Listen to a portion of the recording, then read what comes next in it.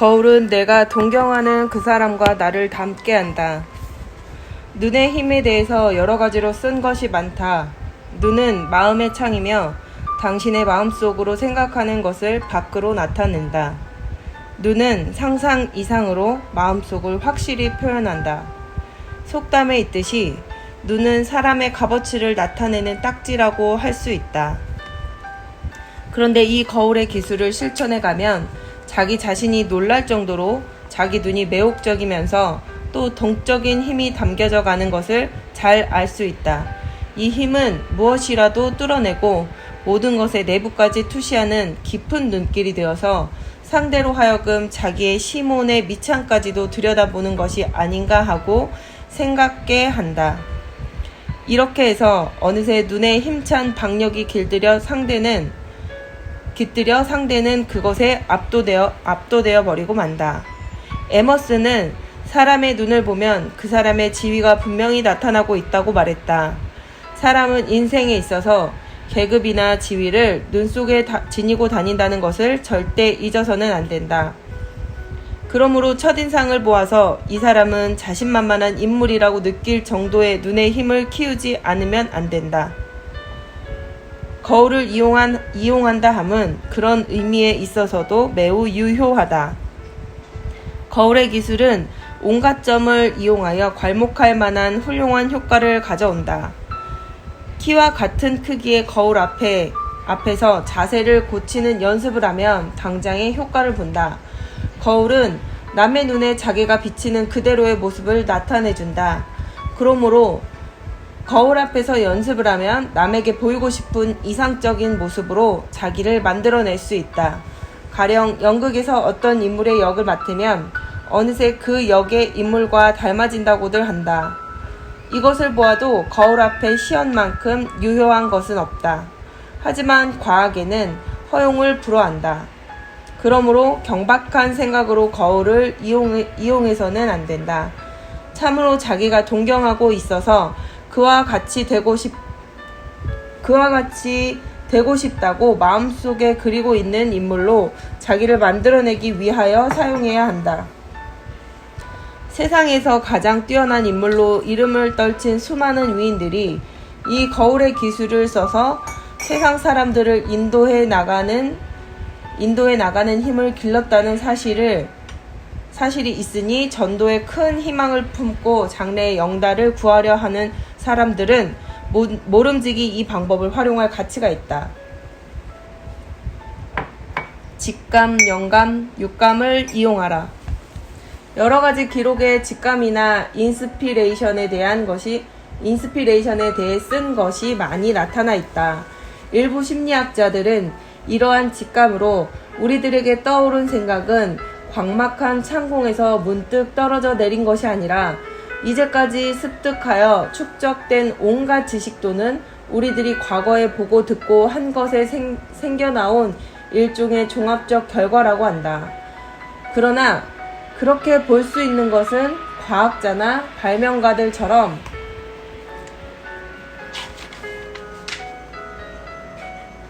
오랫동안의 연구에서 얻은 지식과 이제까지 몇 번이고 계속해온 실험 성적을 토대로 하고 다음에는 실패로 끝날지도 모르지만 어떻게든 새로운 실험을 그 위에다 더해보려는 그런 길을 가는 사람에게는 어느 정도 타당할지도 모른다.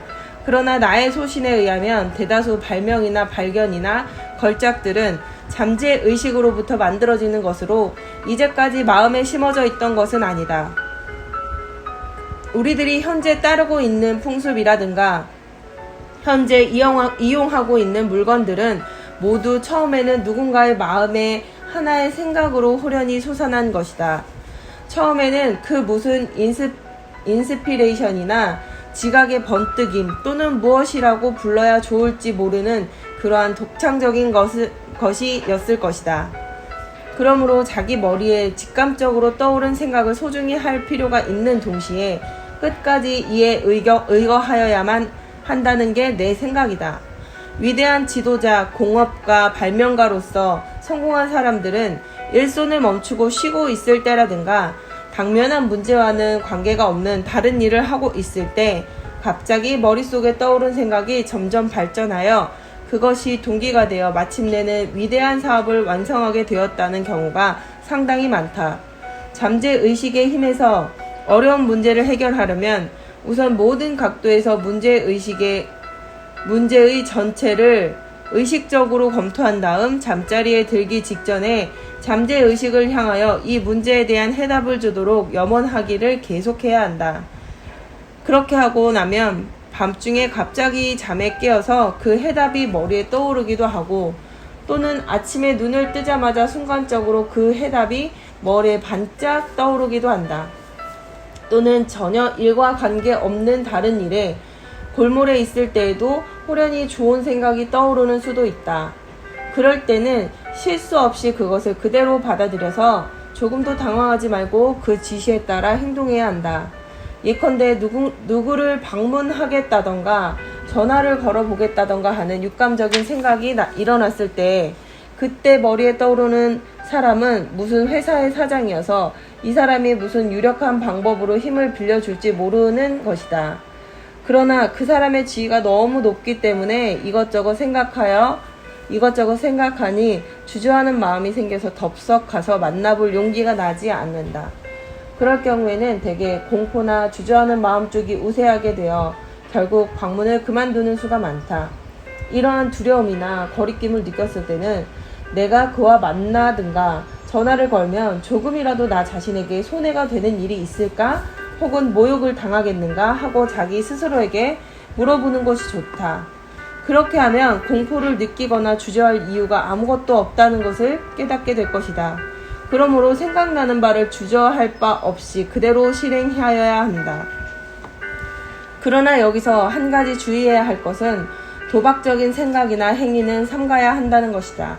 예를 들면 화투나 트럼프 따위를 한다든가 경마나 개 경주에 돈을 건다든가 증권시장에서 날치기 돈을 번다든가 부동산 투기를 하는 따위의 생각은 버려야 한다. 이 같은 도박행위에 빠지는 사람 중에는 직감적으로 뜻하지 않은 날치기 돈을 버는 일도 있다. 그러나 아무것도 없는 데서 무엇인가 얻으려고 생각하고 직감력이나 어림수를 쓰는 일에는 마음을 쓰지 말아야 한다. 이러한 생각으로 일을 하면 그곳에는 무엇인가 근본적인 착오가 있기 때문이다. 그렇게 말하는 까닭은 도박꾼의 최후란 결국 비참하다는 통칙이 절대적이기 때문이다. 또한 육감적인 착상을 믿고서 아직 한 번도 경험해 본 적이 없는 일에 손을 대는 것도 좋지 않다. 이런 것들은 육감적이라기보다 오히려 가공적인 들뜬 생각의 한 조각에 불과하다. 참된 육감적 혹은 영감적인 것이란 자기 일에 직접적으로 또는 간접적 관계가 되는 것으로서 무엇인가 뜻 있는 하나의 일을 하려는 의욕에 불탈 때 이에 수반하여 행동을 일으키는 힘을 부여해준다. 행동의 계획을 세워라. 이 책을 읽고 하룻밤 사이에 재산이나 명성을 얻을 수 있는 마법을 발견하려는 독자는 단 한 명도 없을 것이다. 이 책은 여러분이 성공과 번영의 첫 관문을 여는 하나의 열쇠에 지나지 않는다. 그 문을 열면 밖은 넓은 길이며 그 앞에서 원하는 일을 달성시켜주는 최후의 결승점이 있다. 이 책을 읽고 헛되이 자기 역량이나 소질에 걸맞지 않는 엉뚱한 일에 모험적으로 덤벼드는 것은 매우 우매한 짓이다. 만일 어떤 공익 사업의 주관자가 되고 싶다는 야심을 품고 있다면 당연히 그 일에 대한 지식을 갖고 있어야 한다. 거대한 운수 사업차의 사장이 되려는 사람으로서 어찌 그 일에 대한 세밀한 지식과 풍부한 경험이 없이 감히 그 책임을 지고 나설 수 있겠는가? 그러나 이 심리과학은 여러분이 최상의 지위를 향한 출세를 위해서 취하여야 할 여러 가지 길을 가르쳐줌과 동시에 그 여정을 쉽게 헤치고 나가도록 인도해준다. 하지만 어떠한 방책을 취하든지 우선 뚜렷한 행동의 계획을 세워야 한다. 길거리 약국 문을 두들기며 막연히 무슨 약이라도 달라고 하는 따위의 사람은 없을 것이다. 그러나 이 세상에는 뚜렷한 목표 없이 막연히 성공하고 싶다, 출세하고 싶다 하고 마음을 초조히 먹고 있는 예가 너무 많다. 그런 사람들에게는 이 심리과학은 무력한 것이 된다. 이미 여러 차례 되풀이한 바 있지만 우선 명확한 목표를 세워야 하고 그 목표를 달성하고자 하는 열렬한 행동의 계획을 세워야 한다. 이런 사람에게 이 과학은 절대적인 위력을 발휘할 것이다. 만일 여러분이 나는 무엇을 욕구하고 있나 하는 명확한 자각을 가지고 있으면 또 그것을 정확하게 마음속에 결정지을 수 있다면 그것만으로도 나는 그렇지 못한 사람에 비해서 행복하다고 생각해야 한다. 왜냐하면 이렇게 되면 벌써 성공에 도달하는 길에 첫 발자국을 내딘 것이나 다름없기 때문이다. 이와 같이 자기가 욕구하고 있는 것의 모습을 마음속에 영상으로 새기고 이것을 계속 유지하여 행동으로 옮겨나가면 어떤 일이 있더라도 성공을 방해하는 장애물을 물리칠 수가 있다. 그것은 당신이 박력 있는 명령을 내리기만 하면 어떠한 일이라도 그대로 받아들여 확실하게 그와 같은 행동으로 끌어당겨주는 잠재의식이 있기 때문이다. 제7장 자기의 마음을 외부 세계에 투영하는 방법. 그러므로 잊어서는 안 될 것은 우리들이 적으로 생각하는 상대방 중에는 자기 스스로가 적으로 만든 사람도 있다는 것이다.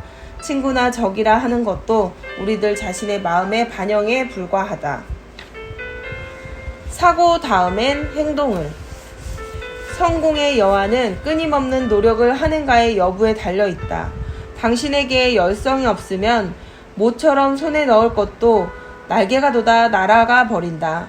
비록 잠깐이라 할지라도 아직 완전히 열매를 맺지 못한 승리의 영광에 안심하고 자기 예찬의 시간을 허비하여서는 안 된다.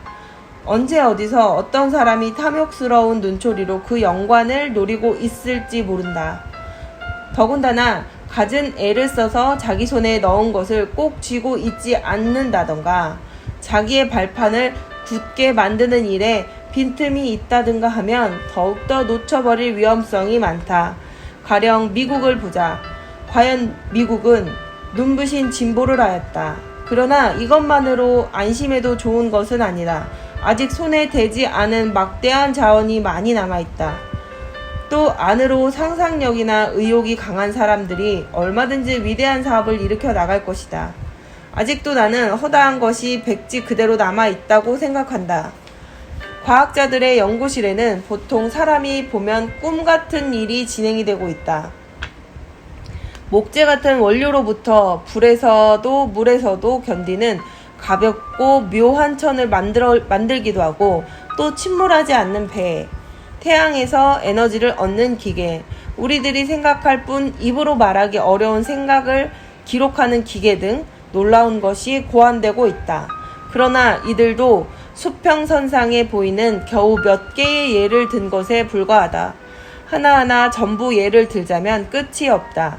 이 모든 것들이 인류의 상상력이 만들어낸 것이다.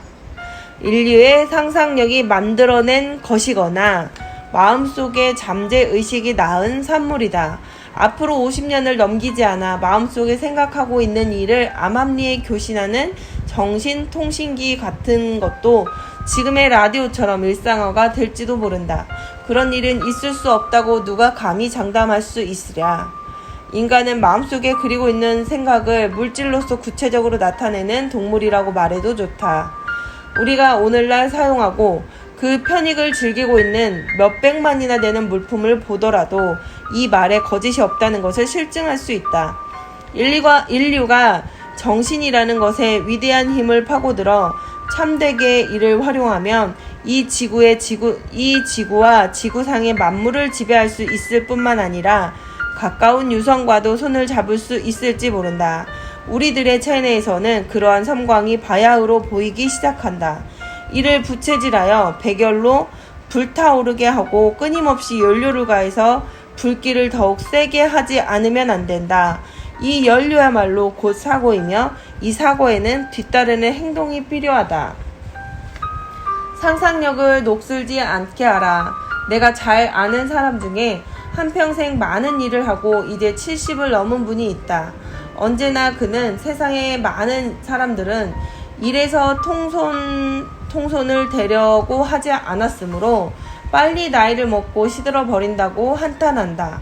나는 수년간 적어도 일주일에 한 번은 무엇이든지 나에게 있어서 오로지 새로운 일에 손을 대도록 정하고 있지.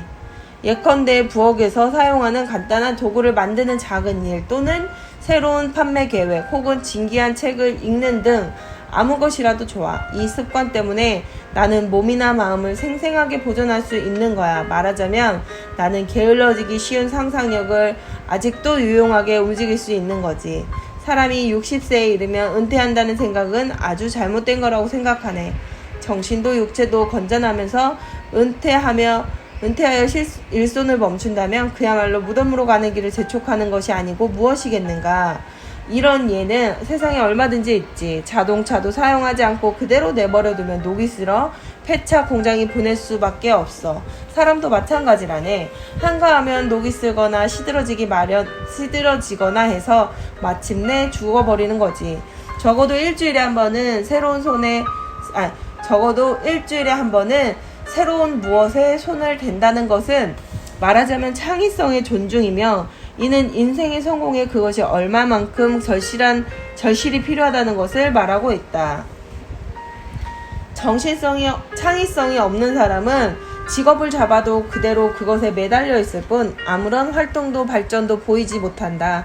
자기 일에 창의성을 발휘해보지 않고 새로운 작업 방법을 연구하려 힘쓰지 않고 또한 끊임없이 일을 개량해보려고 생각하지 않는 사람은 남녀를 막론하고 언제나 하급 직원으로 머물러 있을 수밖에 없다. 전시 중 미국의 많은 회사에서는 공장에 투서함을 설치하고 실용적인 고안을 생각해낸 사람에게는 상금을 주는 제도를 실시하고 있었다. 이러한 고안에 의하여 공장의 운영은 개선되고 그것을 제공한 종업원은 승진하였다. 또 이렇게 모이게 된 여러 고안 중에서는 신한 특허도 나오게 되어 그 고안자는 명예와 부를 동시에 획득했다. 어떠한 일이건 우리가 고안해낸 모든 일에는 하자가 있을 수밖에 없다. 그러므로 시간이 지나면 그것보다 더 좋은 어떤 고안이 생겨나기 마련이다. 전쟁은 그러한 것을 실제로 입증하였다. 그러므로 창안은 참으로 중요하다. 설사 자그마한 상점의 카운터에 서 있는 점원이라 할지라도 어떻게 하면 상품을 한층 더 눈에 잘 띄게 진열할 수 있을까? 어떻게 하면 손님이 더 만족하게 할 수 있을까 하는 등의 일에 대해서 좋은 생각을 할 수 있을 것이다. 이와 같은 창안은 일에 흥미와 관심을 갖지 않으면 생겨나지 않는다. 현재보다도 더욱더 자기 일에 흥미를 기울이면 그만큼 일에 대해서도 주의가 깊게 되고 성과도 오르게 된다. 재미를 붙인 일일수록 발전한다. 취미는 성공의 발판이라는 말이 바로 이것이다. 그런 고로 현재의 일에 흥미가 없으면 무엇이든 흥미있는 일을 찾아가야 한다. 흥미가 깊을수록 좋다. 흥미가 더해진다는 것이 모든 사람의 앞날을 행복하게 하는 원동력이 된다. 누구를 탓할 것인가? 나는 어떤 큰 백화점 지배인의 조수로 일하고 있는 한 여성을 알고 있다. 당시는 전쟁 중이어서 모든 급료가 일정 선상에 묶인 형편이었는데 그녀는 몇 해 동안이나 이 백화점에서 최고의 보너스를 받고 있었다. 그녀는 학문에나 일에나 비상한 관심과 흥미를 가지고 있었다. 그래서인지 백화점 주인에게 하는 진언 또한 비범한 것이어서 주인은 지루한 지배인의 말보다 그녀의 신선한 조언을 더 잘 들었다고 한다. 또 수천의 남녀 종업원들을 쓰고 있는 대규모의 한 병기 공장의 노무주임이 말하는 바에 의하면 종업원을 지휘하면서 최대의 애로점은 신뢰할 수 없다는 점이라고 한다. 예컨대 하는 말에 신용이 없는 사람, 약속 시간에 늦는 사람, 항상 변덕스러운 사람들이 매우 많다는 것이다. 그러므로 당신이 어떤 사람에게 이러이러한 것을 하라고 지시받으면 그것을 지키는 것이 중요하다. 자기에게는 다소 불편한 경우라도 약속은 약속으로 지켜야 한다. 그렇게 하면 그만한 대가를 받게 된다. 신뢰할 수 있는 평판을 얻게 되면 그것은 출세의 계단을 오르는 프리패스 같은 것이다. 에머스는 말했다. 벗을 가지는 유일한 길은 벗이 되는 데에 있다. 이러한 중요한 근본 문제까지 생각하는 사람은 극히 드물다. 일부 사람들에게 값싸고 너무나 유치한 교훈처럼 들릴지는 모르겠으나 진리는 역시 진리이다. 사람들은 때로 적을 만들기도 한다. 사람과 사이가 나쁘게 되는 것은 자기 자신 혹은 상대방에게 그 원인이 있다. 상대방을 꺼리고 싫어하면 그 생각은 상대방에도 반영되어 상대방이 나를 싫어하게 된다. 그러한 적대적인 관계에 있는 상대방을 다시 벗으로 돌이킬 수 있는 사람은 행복하다. 그러나 그것은 쉽사리 될 수 있는 것은 아니다. 나를 지극히 미워하는 몇 사람의 남자가 있었다. 아마 내가 조심성 없이 짓거린 무슨 말에 오해가 생긴 듯하다. 그들은 나를 없애버리고 싶을 정도로 증오하고 있었다. 그러나 나는 그들을 친절한 사람이라고 생각하고 또한 마음속으로도 그렇게 믿었다. 아무튼 신기한 것은 그렇게 간단한 것으로도 내가 그들을 가장 절친한 벗으로 만들어낼 수 있었다는 사실이다. 적을 벗으로 일변시키는 생각을 나는 어디서 얻었는지 분명히 기억하지 못한다. 우연히 마음속에 생겨났든지 그렇지 않으면 오래 누군가에게 배운 것이었든지 어느 쪽이기는 하지만 오랫동안 그렇게 하는 것을 나의 신조로서 지켜왔는데 과연 정말로 크나큰 효과가 있었다. 한 번은 어떤 회사에 대한 악담을 해서 그 회사 중역에게 매우 미움을 받은 일이 있었다. 몇 달 동안은 기회가 있을 때마다 그는 나에게 빈정거렸다. 따라서 나도 그 보복으로 그에게 반격을 가했다. 그러는 동안 나는 그가 내게 적의를 품게 된 것은 내가 회사를 악평한 것 때문이 아니라 나의 태도가 원인이었음을 알았다. 그래서 나는 나 자신에게 말했다. 그는 나쁜 사람이 아니다. 내가 오해한 것이다. 내가 싸움의 근원이다. 미안했다. 다음에 만나거든 그 일을 마음속으로 그에게 알리리라. 이것이 암시가 되어 어느 날 밤 우리 두 사람이 회원이 되어 있는 모임에서 만났을 때 전 같으면 그는 나를 피할 것인데 우연히 서로 얼굴을 맞대고 앉게 되었다. 요즘 어떤가 찰리? 하고 내가 먼저 말을 걸었더니 그는 곧 정다운 듯이 내게 응대하였다. 그는 나의 음성에서 무슨 친밀감이 있는 것을 느낀 모양이었다. 그래서 그 이후로 우리 두 사람은 매우 사이가 좋은 친구가 되었다. 그러므로 잊어서는 안 될 것은 우리들이 적으로 생각하는 상대 중에는 자기 스스로가 적으로 만든 사람도 있다는 것이다. 친구라든가 적이라 하는 것도 우리들 자신의 마음의 반영에 불과하다. 상대도 단지 우리들 자신이 마음속에 그리고 있는 그림에 반영하여 우리들을 좋아하거나 싫어하고 있는 것이다. 자기의 마음이 이렇게 상대에게 투영된다는 사실은 내가 이 글을 쓰고 있던 오늘 아침에도 있었다. 우리 집 세탁용 하수 파이프가 막혀서 파이프 수리공을 부르게 되었다. 지금까지 파이프 수리공은 한 번쯤 불러서는 좀처럼 와준 일이 없었다. 이러한 직업의 일꾼들은 심보가 틀린 패들이라고 생각하고 있었기 때문에 언제나 뜻대로 교섭이 잘 되지 않고 화만 날 뿐이었다. 그러나 이날은 생각을 바꾸기로 하였다. 파이프 수리공들은 모두 좋은 사람이야. 이제까지 부른 것은 재수가 좋지 않아서이지 아예 잊어버리자 라고 생각하고 새로운 사람을 불렀다. 그랬더니 매우 좋은 수리공이 얼른 와주어서 나도 일을 도와 예정대로 빨리 수리를 끝낼 수 있었다. 상대가 좋은 사람이라고 생각하고 그렇게 믿으면 그 사람은 좋아진다. 우리들이 받은 것은 우리들의 마음에서 나간 것이다. 남을 위해 최선을 다하라. 이러한 큰 진리는 몸에 간직해둘 필요가 있다. 꼭 한번 응용해보라. 틀림없이 놀라운 결과가 나타난다. 예를 들면 날마다 타는 버스의 안내양에게서 이런 마음이 어떻게 반영하며 또 엘리베이터의 안내원을 얼마나 기쁘게 하는가, 혹은 카운터 뒤에 서 있는 점원에 대해서 친밀한 정을 나타내면 점원들이 얼마나 잘 서비스해주는가를 이론보다 행동으로 한번 시험해보고 알고도 남음이었을 것이다. 이것은 사람과 사람이 늘 마주치는 인생의 모든 접촉에서 그러하다. 성의에 가득 찬 마음으로 대하면 결코 적을 만드는 일은 없다. 상대가 해주었으면 하는 그대로를 자신이 먼저 해보라 라고 성경은 가르치고 있다. 사실상 성공한 사람은 그 동기가 무엇이 어떤 간에 남을 위하여 무슨 일을 하면 남도 자기를 위하여 무엇을 해준다는 생각하에 일하고 있다. 지나치게 타산적으로 들릴지는 모르겠지만 지위나 환경의 여하를 막론하고 서로를 주고받고 하면서 살아가는 관계는 이 세상을 살아가는 근본 원칙으로 엄존하고 있다. 이것은 곧 모든 원인에는 당연히 이에 상응하는 논리적인 결과가 따른다는 것을 의미한다. 다른 사람들보다 앞서서 늘 남을 위하여 무엇인가 하여야 한다. 이렇게 하면 얼마나 많은 것이 자기 손으로 모여 들어오는지 또 얼마나 많은 사람이 기쁘게 여기게 될지 모른다. 타인을 위하여 무슨 좋은 일을 하면 반드시 어떤 형식으로든 보답이 온다. 진정으로 사람을 칭찬하면 반드시 좋은 벗을 얻는다.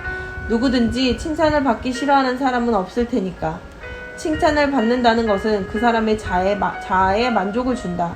그리고 칭찬하면 받는 사람은 칭찬을 한 사람에게 이제까지보다 더 한층 호의를 보이게 된다.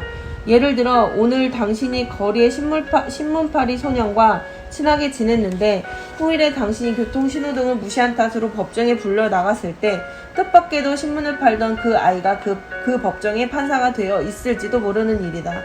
만일 그렇다고 하면 재판을 하는 사람이 지난날 친히 지냈던 사이였다는 사실이 얼마나 마음 든든한 일인지 모를 것이다. 그런 예는 인생의 모든 면에 대해서 들 수 있다. 그러나 사람들은 이러한 데까지는 생각이 미치지 않는다. 내가 얼마 전 미국에서도 상당히 큰 백화점의 판매 주임 사무실에서 본 일인데 한 점원이 인사를 하러 왔었다. 그 까닭은 다른 도시의 근무처에 현재보다 더 많은 급료를 받고 일하도록 말해주었기 때문이었다. 그 여자가 사례를 하고 돌아가자 그는 내게 즐거운 것은 사람들이 내게 충고를 들으러 찾아와 주기 때문이랍니다. 보시다시피 일은 정신을 차리지 못할 지경으로 바쁩니다만 종업원들이 의논하러 오면 어떤 때라도 시간을 냅니다. 그럴 땐 나도 상당한 인간이로구나 하는 생각이 들며 기분이 좋아집니다. 이렇게 나를 즐겁게 해주는 사람들을 위해서는 무엇이든지 해주고 싶습니다. 라고 말하였다. 이 말을 듣자 나는 또 한 가지 생각이 떠올랐다. 즉 돈을 바라는 사람은 돈이 있는 곳으로 가야 한다는 것이었다. 모래섬에 혼자 있다고 하면 겨우 먹고 살 수 있을 뿐 재산 같은 것도 도저히 바랄 수 없다. 우리들의 일상생활도 마찬가지이다. 따라서 돈을 갖고 싶으면 돈이 있는 사람, 또 어떻게 하면 돈을 벌 수 있는가 하는 방법을 아는 사람들과 사귀어야 할 것이다. 이야기가 좀 지나친 것 같지만 돈을 벌고 싶은 생각이 있다면 돈이 있는 곳, 돈의 소비가 있는 곳에 가야 할 것은 당연한 일이다. 그리고 돈을 쓰는 권한을 가진 사람과 개인적으로 친밀해야 한다. 그러므로 가령 광고 대행업의 세일즈맨일 경우에 회사의 광고를 어떻게 하느냐는 것에 마지막 결정권을 가진 사장과 알게 된다면 하급 사원이나 젊은 간부들에게 자세한 설명을 하느라 시간을 낭비하지 않아도 이야기는 간단히 처리할 수 있다. 상품을 파는 세일즈맨도 마찬가지이며 나아가서 그것보다 더 중요한 자기 자신의 진가를 팔려고 할 때에는 더욱 그러하다. 만약 당신이 그 누군가를 위하여 일하고 있다면 무엇이 어떻든 간에 그 사람을 위하여 힘을 다하여야 할 것이다. 라고 이 하버턴은 말했다. 이 말을 들으면 전에 나와 같이 일하던 사람들의 결점이 생각난다.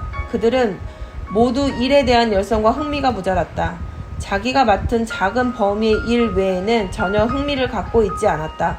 한 번은 내가 어떤 큰 회사의 중역과 내기를 한 일이 있었다. 그는 신문에도 자주 이름이 나오는 유명한 사람이었다. 그러나 그 회사의 어떤 지방 영업소의 종업원 중에서 그의 이름을 아는 사람이 있는가 어떤가 하는 내기였다. 그런데 그가 사장이라는 것은 물론 그 이름을 들은 일조차 없다는 사람이 20명이나 되었다.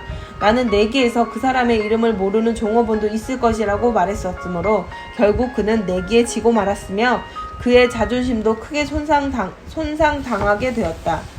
이런 일이 있었으므로 나는 이 일에 흥미를 느껴 전국적으로 지점을 가지고 있는 다른 여러 회사에 대해서 조사를 해보았는데 지점의 종업원 중에서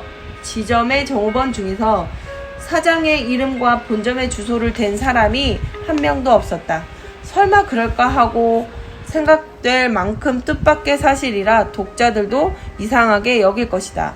그러나 여러분의 친구 중에 만약 어떤 큰 회사의 하급 사원으로 일하는 사람이 있거든 회사의 중역이나 이사들의 이름을 물어보라. 그러면 뜻밖에도 놀랄 만큼 무지한 사람이 많음을 깨닫게 될 것이다. 만일 이러한 사람들이 이름을 똑똑히 알고 있는 사람이 있으면 그는 특별한 종업원이다. 이 사람은 도대체 무엇을 말하여 주는 이 사실은 도대체 무엇을 말하여 주는 것일까? 그것은 너무나 많은 사람들이 자기가 일하고 있는 분야 외엔 전혀 신경을 쓰지 않는다는 것을 단적으로 말해주는 것이나 다름없습니다.